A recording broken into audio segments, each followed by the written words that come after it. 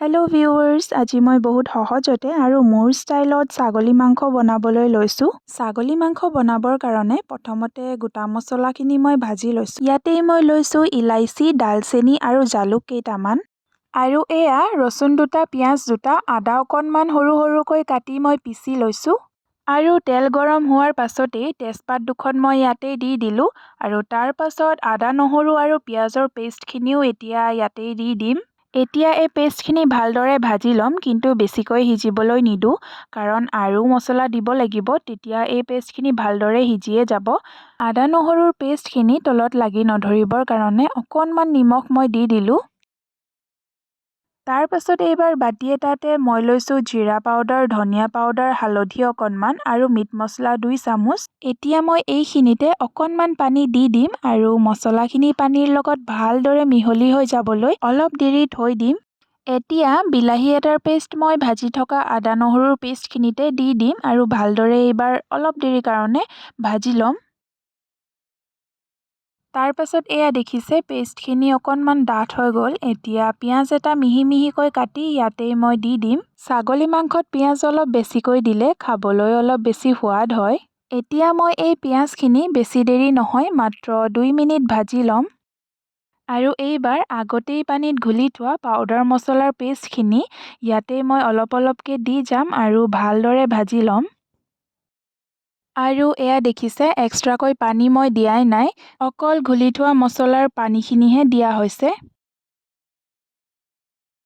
তাৰ পাছত এইবাৰ প্ৰথমতেই ভাজি থোৱা গোটা মছলাখিনি মই খুন্দি থৈছিলোঁ, এতিয়া এইখিনি ইয়াতেই দি দিছোঁ। গোটা মছলাখিনি যদি আগতেই দি দিয়া হয়, তেনেহ'লে আদা নহৰু আৰু বাকী মছলাখিনিৰ লগতে ভালদৰে মিক্স হৈ বহুত ধুনীয়া এটা ফ্লেভাৰ আহে। আৰু এতিয়া ইয়াতে অকণমান নিমখো দি দিম, তাৰ পাছত অলপ দেৰিৰ কাৰণে ঢাকি থ'ম। এয়া দেখিছে এইবাৰ মছলাখিনি ধুনীয়াকৈ সিজি গ'ল আৰু ধুনীয়া এটা কালাৰো আহিছে।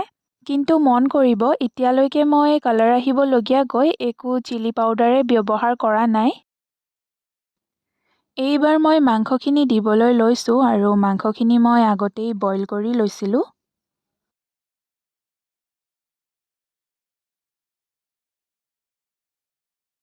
অলপ দেৰি ঢাকি থোৱাৰ পাছত এইবাৰ মই বইল কৰা পানীখিনি অলপ অলপকৈ দি সিজাবলৈ লৈছোঁ।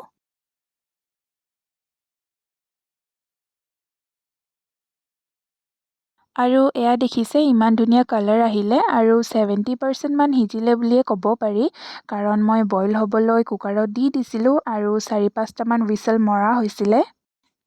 এইবাৰ মই আলুখিনিও দি দিম আৰু আলুখিনি সিজিবলৈতো বেছি সময় নালাগে আৰু আলুখিনি সিজাৰ লগে লগে মাংসখিনিও ৰেডি হৈ যাব।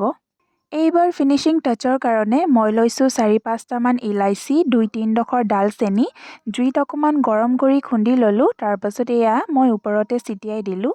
তাৰপাছত আপোনালোকে মন কৰিলে চাগে মই চিলি পাউডাৰো দিয়া নাছিলোঁ আৰু এতিয়া মই অকণমান চিলি পাউডাৰো দি দিছোঁ।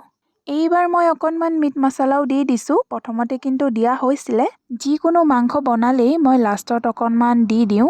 আৰু বেছি দেৰি নহয়, 15 মিনিটমান ঢাকি থোৱাৰ পাছতেই মাংসখিনি ৰেডি হৈ গ'ল। কালাৰ দেখিছেনে? খুব ধুনীয়া কালাৰ আহিছে, খাবলৈও খুব বেছি টেষ্টি হয়। ঘৰত এবাৰ ট্ৰাই কৰি চাব। আৰু আজিলৈ ইমানেই, এণ্ড থেংকছ ফৰ ৱাচিং।